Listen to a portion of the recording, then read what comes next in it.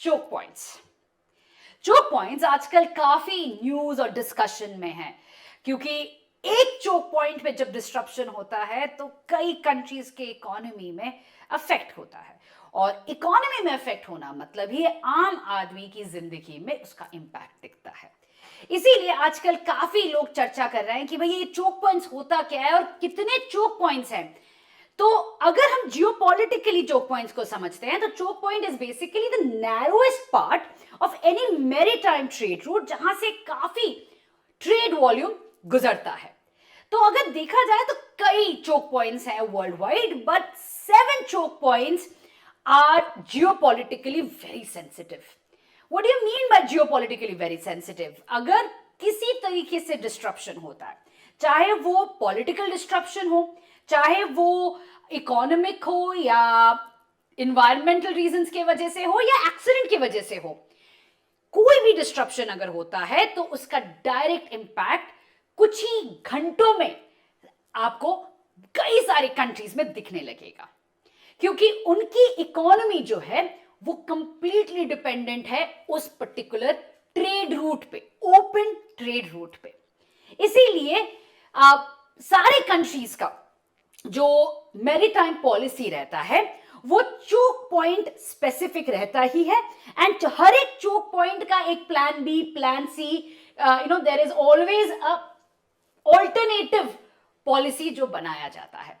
क्योंकि अगर एक चोक पॉइंट पर डिपेंडेंट हो तो एक्चुअली में उस कंट्री का इकोनॉमी बहुत ही वल्नरेबल रहता है। अभी ये दिख ही रहा है जिस तरीके से ईरान अमेरिका के बीच में लड़ाई चल रही है, स्ट्रेट ऑफ हॉर्मुज कितना इंपैक्ट कर रहा है इतने सारे कंट्रीज को। चलिए समझते हैं इस वीडियो के थ्रू दिस वीडियो कि कितने चोक पॉइंट्स हैं और ये चोक पॉइंट्स किस किस एरिया को कनेक्ट करता है, एंड सबसे इंपॉर्टेंट ये चोक पॉइंट के ऊपर कौन से कंट्रीज डिपेंडेंट हैं। तो सबसे पहला जो चोक पॉइंट है वो है Suez Canal. Suez Canal connect करता है Mediterranean Sea and through the Gulf of Suez the Red Sea. Now if you see, ये एक्चुअली कनेक्ट करता है क्या क्या, Europe via the Suez Canal, Red Sea होते हुए to the Gulf of Aden, Gulf of Aden के बाद Indian Ocean. So all the trade that is passing through is largely going to Asia, including China, India and the Southeast Asian region. Along with it, all the trade that is happening with this Europe, with China or India is also going to pass through this route. इसका alternative is Cape of Good Hope, which is basically completely going down, covering the entire African continent. It adds so many thousands of kilometers to the trade route, increases cost, and of course insurance के वजह से, because of the shipping insurance के वजह से, it becomes a nightmare for the last consumer, the end consumer. इसी वजह से क्या है कि ये जो चोक पॉइंट है ये काफी इंपॉर्टेंट है। इसके ऊपर ऑलरेडी एक वॉर हो चुका है 1956 में, जब इजराइल ब्रिटेन और फ्रांस के बैकिंग के साथ यही एम कर रहा था कि भाई सुएज कनाल को कैप्चर कर लेते हैं ताकि एटलीस्ट ये चोक पॉइंट इजराइल के हाथ में हो। बट अमेरिका के इंटरवेंशन के वजह से ये चोक पॉइंट नहीं जाता है इजराइल के पास। Israel has to withdraw. उस समय पर पूरा साइनाई पेनिनसुला कैप्चर कर लिया था Israel, and then Israel withdrew from that after America intervened. तब से लेके आज तक Suez Canal is something that Egypt holds it politically and militarily. There is a plan कि एक न्यू सुएज कनाल बनाया जाएगा जिसके लिए चाइना ने बहुत ज्यादा इन्वेस्टमेंट दिया हुआ है, बट अभी तक उसका कोई रियलिस्टिक इमेज आया नहीं है। It is too far in the future to actually comment on.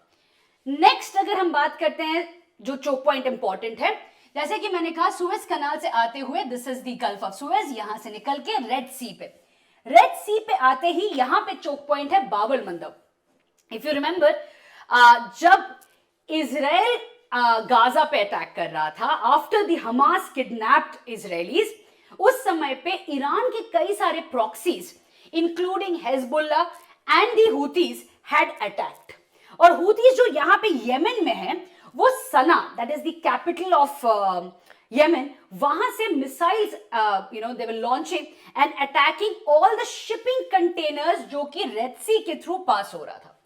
And जब ये हुआ तब काफी सारे शिपिंग कंपनीज ने डिसाइड किया कि नहीं, वो लोग बाबल मंदब से नहीं क्रॉस करेंगे, instead again Cape of Good Hope का रूट लेने वाले हैं। उस समय पे अमेरिका ने Operation Prosperity Guardian and Operation Poseidon Archer launch किया था to protect the shipping route. तो बाबल मंदब बहुत ही इंपॉर्टेंट चोक पॉइंट है। The next choke point that we should talk about is of course the Strait of Hormuz. Strait of Hormuz is in news so much. हमें already पता है कि around 20% of world's gas energy flow happens through this choke point. And Iran ने आज के दिन में Strait of Hormuz को पूरा एकदम strangle hold करके रखा है। And President Trump ने यहाँ तक कह दिया है कि जिनको जिनको उस स्ट्रेट से ऑयल लेना है, they have to get involved in the war. Now, if that was the case, he should not have entered the war. But anyway, we are discussing choke points right now, not the war. तो ये Strait of Hormuz है।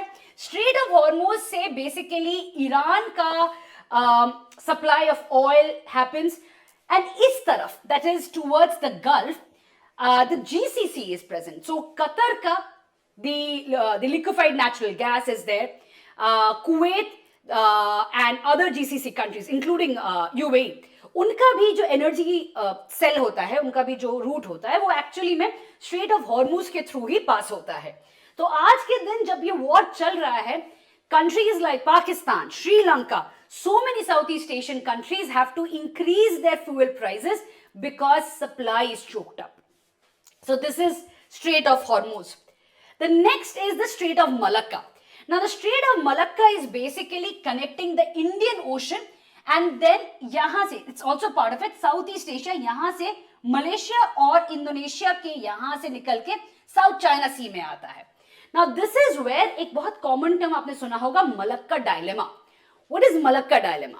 Malacca dilemma is basically China का ये threat perception कि कल अगर India या US या कोई और कंट्री अगर स्ट्रेट ऑफ मलक्का को ब्लॉक कर देगा तो चाइना अपना trade route it will lose out. So South China Sea का एक्सेस बंद हो जाएगा। इसी डर के वजह से China started off with what is the CPEC, the China-Pakistan Economic Corridor, which is the alternative to Strait of Malacca. Then CMEC, China-Myanmar Economic Corridor, which is again another alternative of Strait of Malacca. But you all know कि पाकिस्तान और Myanmar में चल ही क्या रहा है, तो इसीलिए आज के दिन में स्ट्रेट ऑफ मलक्का को छोड़ते हुए the Strait of Sunda as well as Lombok is also in discussion कि भाई मलक्का का एक और ऑल्टरनेटिव होना चाहिए। So this is basically connecting the trade route. यहाँ पे कोलंबो के बाद, कोलंबो से स्ट्रेट ऑफ मलक्का होते हुए साउथ चाइना सी आता है। Almost all trade of ASEAN and China flow through the Strait of Malacca. We now move to another strait जो इतना डिस्कशन में नहीं है, but it's called the Danish Straits, right? This is right here. Danish Strait is basically जब Russia at one point of time it was using Saint Petersburg port. आज के दिन में मुरमांस्क यूज हो रहा है बहुत ज्यादा। Most of the energy exports that Russia is doing is through the मुरमांस्क port, but traditionally it has always used the St. Petersburg port to trade, basically it's crude oil trade, and that passes through the Baltic and through the Danish Straits. अब Russia को हमेशा से ये डर था कि भाई अगर Danish Straits में कभी भी कोई रुकावट आता है, then its trade route will get compromised. So what is the alternative? The Black Sea, right? तो इसी वजह से हमेशा से उनका एक सिक्योरिटी ऑब्सेशन था कि ब्लैक सी उनके कंट्रोल में होगा, and they have always obsessed about it कि Ukraine should never go towards NATO. And पहले एनेक्सेशन ऑफ क्रीमिया हुआ था, उसके बाद जब यूक्रेन चिल्लाने लगा नहीं नहीं हमें नेटो ज्वाइन करना है, immediately Russia said nothing doing, Black Sea is very important for us, क्योंकि यही एक वार्म वाटर पोर्ट है जहां से हम ट्रेड कर सकते हैं। So you know the trade routes are extremely important for a country's survival, and that is why Danish Straits, again not in news so much, but extremely crucial for Russia's trade routes. If we move to the next one, which is called the Turkish Straits, Turkish Straits is a combination of Bosphorus Straits and the Dardanelles. Now Bosphorus Strait is basically थोड़ा सा जो Turkey का part Europe और Asia के बीच में से निकलता है. It's a narrow strait connecting the Black Sea with the Sea of Marmara, and then Dardanelles basically connect Sea of Marmara with the Aegean Sea. So every trade that goes through the Black Sea will cross through the Bosphorus Strait, Sea of Marmara, then the Dardanelles, Aegean Sea के बाद ही Mediterranean है, right? So this is also an important choke point which is controlled largely by Turkey, and Turkey is a NATO member but a very close ally to Russia. The next, of course, choke point that is again in a lot of discussion is the Panama Canal. Now, Panama Canal is in news because for two reasons. Panama Canal में पानी बहुत कम हो गया, so ships are getting stuck in the silt, and because of which Panama thought about having a new canal, and guess who invested in it? China. Now, when President Trump came in, he said nothing doing. Panama Canal को proper तरीके से run करो, और अगर Panama canal के China is there too much, then US will take over Panama Canal. So Panama then had to kind of dial down the Chinese investment and Chinese friendship and all of that. And today Panama is like, no, let's not get into the war between US and China. Let the Panama Canal continue the way it is as a neutral playground used for transit between the Atlantic and the Pacific. Again, a very important choke point, reduces the travel time by almost half.